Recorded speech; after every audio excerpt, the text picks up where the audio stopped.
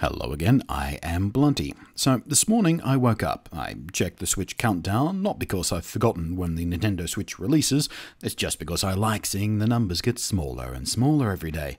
Then of course I took a poke around the internet to see what new Switch news may have broken while I slumbered.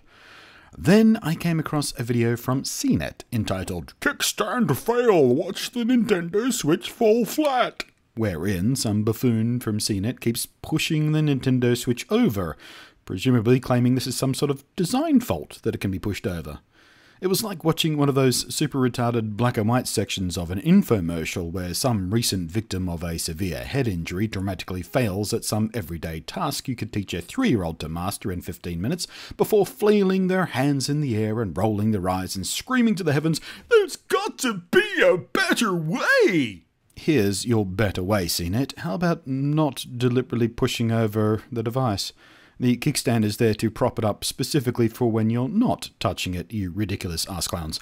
And that bit where you accidentally manage to snap off the kickstand, yeah, that's by design. It's deliberately made to easily break away for just in case someone legitimately tries to pop it back into the dock while the kickstand is still out. It breaks off so it doesn't snap. It's a good thing, you drooling gibbons. This is, of course, though, nothing more than CNET, a once respected outlet, kind of, doing their best to attract attention by shining a light on some alleged issue of a popular product that's getting a lot of press right now. This is hardly a new concept in tech journalism, just look at every single launch of an iPhone.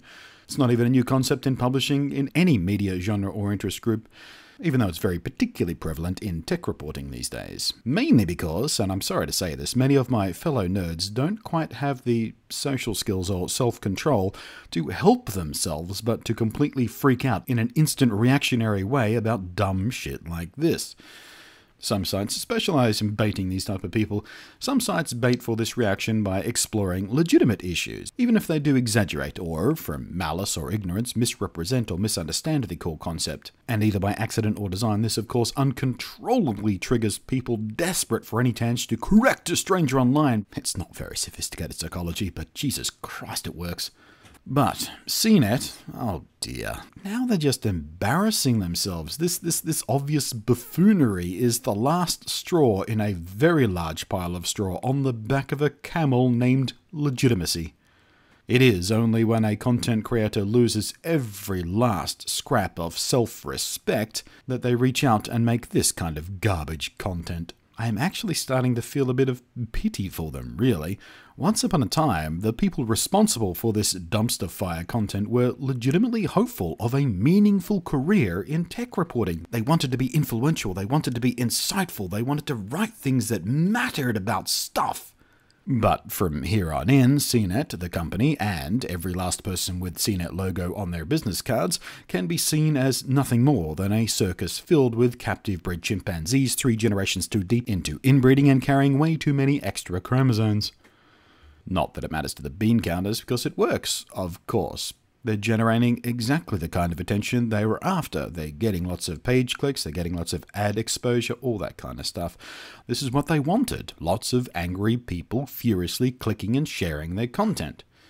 Because outrageous content gets shared way more often than useful or insightful content does. Which is why sites as large and once respected as CNET resort to this crap these days. They feel a desperate drive to compete with the unending fire hose of shit that comes out of sites like right here on YouTube. Like, for example, the inevitable videos we will be seeing of people buying a brand new Nintendo Switch unit on launch day, only to find some spectacular and visual way of destroying it in front of a video camera. Within an hour or two, or perhaps even live on launch day, we will of course see someone throw a Switch on the ground in front of people in line to pick up their own pre-orders, just to try and bait a dramatic reaction or scream or groan or whatever out of the waiting people who are actually excited to own this thing. You'll see videos of people running it over with a truck, or exploding it in a bucket of matches, or shooting them with various caliber ammunition, throwing it in a blender, or throwing it into an industrial hydraulic press. Any number of meaningless ways to destroy something people feel strongly about one way or the other. It is all garbage content made for dumb people. Easy bait without substance that does nothing more but encourage the worst kinds of people, the extremists, the haters and fanboys to screech and fight with each other, and of course share this crap around endlessly, either in vapid glee or horrified rage. You see, CNET is not the problem here. They are the victim of the audience's lack of self-control.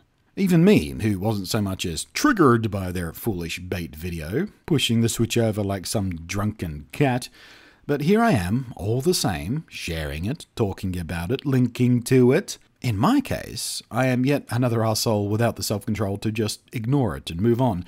But instead of raging or screaming, I am instead rather compelled to sigh loudly and roll my eyes, which is pretty much what this video is all about. It's me making that obnoxious noise people make when they're trying to show other people that we're better than you. You are so tiresome, you are so dumb.